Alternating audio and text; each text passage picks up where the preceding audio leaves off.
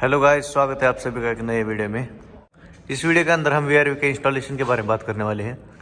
Installation चाहे कौन से ब्रांड का हो, कॉपर पाइपिंग और मशीन हैंगिंग सेम ही रहता है। अभी हमारे पास डाइकिन वीआरवी का इंस्टॉलेशन है और इसके बारे में हम स्टेप बाय स्टेप बात करने वाले हैं कि किस तरह से हमने इंस्टॉलेशन किया है और इसके अंदर हमने क्या क्या मटेरियल यूज़ किया है। मटेरियल के थिकनेस के बारे में बात करने वाले हैं, रॉड की साइज़ के बारे में बात करने वाले हैं, नट बोल्ट के बारे में भी बात करने वाले हैं। यहाँ पे टोटल 4 सिस्टम है, तो अभी हम सिर्फ एक ही सिस्टम की बात करेंगे, जो कि एक सिस्टम पे है हमारे सिर्फ 4 इंडोर। ये है पहला इंडोर, दूसरा, तीसरा, चौथा। एक्चुअली पाइपिंग उस तरफ से आ रहा है, तो वो हुआ पहला इंडोर, ये हुआ दूसरा इंडोर, ये हुआ तीसरा इंडोर और ये हुआ चौथा इंडोर। अगर हम इंडोर के सामने देखेंगे तो ये दूसरा पार्ट है, यहाँ से पीछे इंडोर है। इसके बारे में हम बाद में बात करें। मैं एक स्पेशल वीडियो बनाऊँगा तो आपको पता चलेगा कि ये क्या चीज़ है। तो जाते हैं मेन राइज़र की तरफ। यहाँ से आया है राइज़र।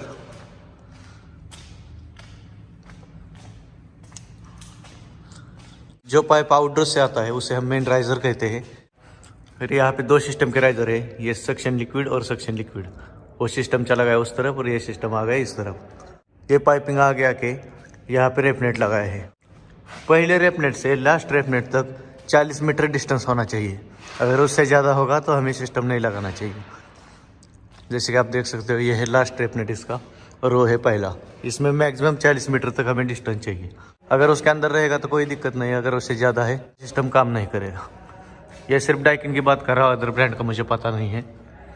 कॉपर पाइपिंग के लिए हमने 10 mm का रॉड यूज़ किया है, उसके लिए 10 mm के एंकर लगाए हैं ऊपर, और ड्रिल करने के लिए 12 mm का ड्रिल बिट यूज़ किया है। ड्रिल बिट हमने कॉन्क्रीट ड्रिल बिट यूज़ किया है, क्योंकि अगर 10 mm का होल है तो 12 mm का ड्रिल करना पड़ता है, नहीं तो एंकर उसके अंदर बैठता नहीं है। कोई उसे फिशर भी कहता है, कोई एंकर कहता है, कोई बुलेट फास्टनर कहता है, तो उसके अलग अलग नाम है। हम तो इसे एंकर कहते हैं। आपके यहाँ पे आप इसे क्या बोलते हो कमेंट सेक्शन में बता दीजिए। ये जो रॉड है वो थ्रेडिंग रॉड है। यहाँ पे हम 8 mm का थ्रेडिंग रॉड भी यूज़ कर सकते हैं और 8 mm के फिशर भी, लेकिन उसके लिए हमें ड्रिल बिट 10 mm का चाहिए। लेकिन अगर हम 10 mm का यूज़ करते हैं तो वो ज़्यादा स्ट्रांग हो जाता है, इस वजह से हमने 10 mm का रॉड यूज़ किया है। मशीन हैंग करने के लिए चारों तरफ हमने थ्रेडिंग रॉड लगाए हैं और चारों पे रॉड 10 mm के हैं। सेम इसको भी 10 mm के फिशर है और 12 mm का ड्रिल बिट यूज़ किया है। उसके बाद हमने यहाँ पे रबर की बूस्ट डाल दी है ताकि वाइब्रेशन ऑब्जर्व हो जाए। थोड़ा भी वाइब्रेशन थ्रेडिंग रॉड के ऊपर ना आए, इस वजह से हमने यहाँ पे रबर बुश डाल दी है। अगर हम चारों रॉड देखेंगे तो चारों के ऊपर रबर बुश है।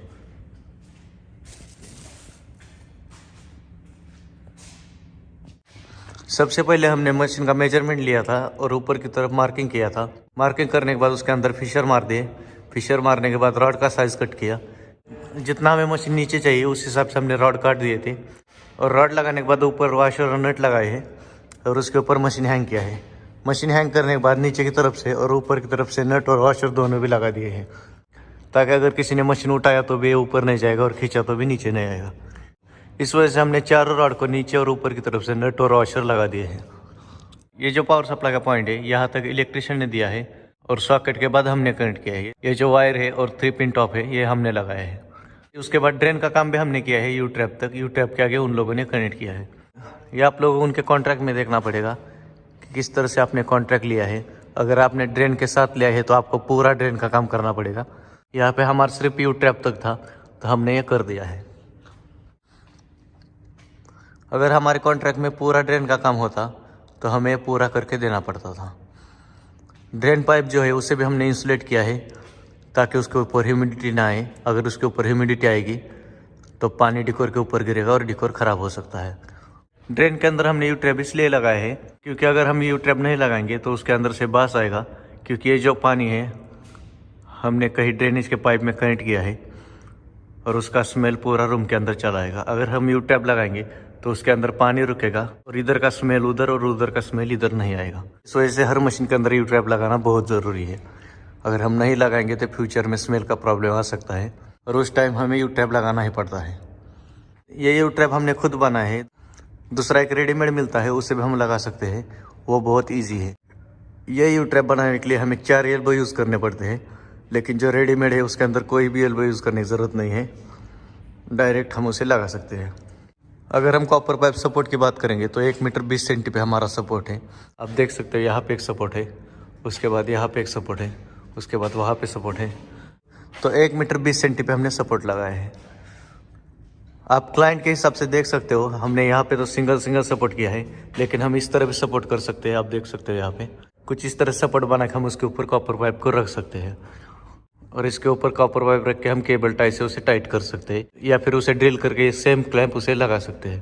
तो आप क्लाइंट के हिसाब से लगा सकते हो, क्योंकि इस तरह से अगर आपने सपोर्ट लगाया तो इसके ऊपर से आपका कम्युनिकेशन का वायर भी चला जाएगा और थर्मोस्टेट का वायर भी चला जाएगा। उसके लिए अलग से सपोर्टिंग करने की ज़रूरत नहीं है। तो ये जो हमने सपोर्ट मारे हैं इसके ऊपर से सिर्फ कॉपर पाइप गया है और जो भी हमारा कम्युनिकेशन का वायर है उसके लिए हमने अलग से सपोर्ट मारे हैं जो सीधा सीलिंग को टच है। यहाँ पे सपोर्ट है, उसके बाद यहाँ पे है, यहाँ पे है। तो कुछ इस तरह से हमने सपोर्ट लगाए हैं, लेकिन ये दिखने में बहुत अच्छा दिखता है, ये सपोर्ट दिखने में थोड़े ख़राब दिखते हैं। वीआरवी के अंदर जो पाइपिंग यूज़ होता है वो के टाइप होता है। इसके अंदर 2 टाइप आते हैं, एक है के टाइप, एक है एल टाइप। के टाइप की थिकनेस बहुत ज़्यादा होती है और एल टाइप की थिकनेस कम होती है, तो हम रेफ़र करते हैं के टाइप पाइप यूज़ करने का। और इंसुलेशन की जो थिकनेस है वो हाफ थिकनेस है, क्योंकि यहाँ पे ह्यूमिडिटी बहुत है और उस वजह से हम हाफ का इंसुलेशन यूज़ करते हैं। अगर हम 3/8 थिकनेस का इंसुलेशन यूज़ करेंगे तो इंसुलेशन के ऊपर भी ह्यूमिडिटी आ सकती है। यहाँ पे देख सकते हो हर जगह पे हमने प्रेशर दिया है, क्योंकि यहाँ पे कहीं विंडो नहीं है और एक स्मेल आ सकती है फ्यूचर, तो वो स्मेल का अवॉइड करने के लिए हमने प्रेशर लगाए है। और ये प्रेशर एच के थ्रू आ रहा है, मतलब इसमें जो भी हवा आएगी वो ठंडी हवा आएगी। अगर हमने सीधा प्रेशर लगा दिया तो गर्म हवा आ जाएगी और मशीन पे लोड ज़्यादा बढ़ जाएगा। इस वजह से हमने प्रेशर लगाया है। आप देख सकते हो हर मशीन के नज़दीक हमने प्रेशर ला के छोड़ा है। और प्रेशर के लिए हमने यहाँ पे डैम्पर लगाए हैं ताकि हम इसका फ्लो कंट्रोल कर सके और एयर बैलेंसिंग कर सके। यहाँ पे अभी कहीं भी रूम बने नहीं है, इस वजह से हमने रिमोट कंट्रोलर इसके ऊपर रखे हैं।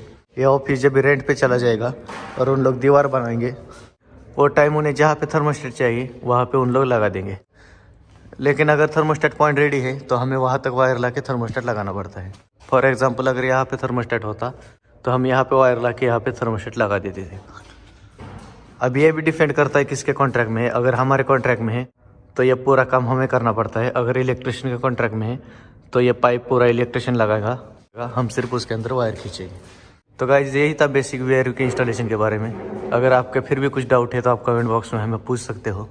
और अगर आप चैनल पर नए हो तो प्लीज़ लाइक कीजिए और सब्सक्राइब कीजिए। हमारा दूसरा यूट्यूब चैनल है जहाँ पे हम डेली लाइव आते हैं और साइट पे जो भी काम चलता है उसे हम लाइव पे दिखाते थे। तो डिस्क्रिप्शन में दिए हुए लिंक पे क्लिक करके आप हमारे सेकंड चैनल को सब्सक्राइब कर सकते हो।